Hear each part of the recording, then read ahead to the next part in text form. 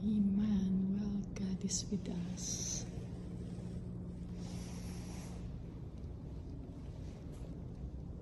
Little Jesus.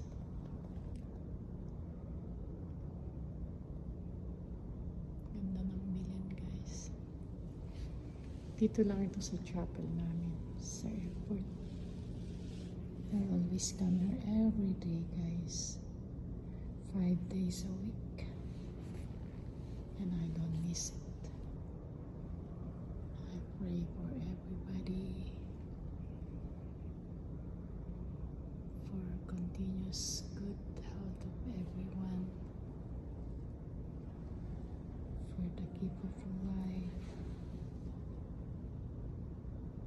for the protection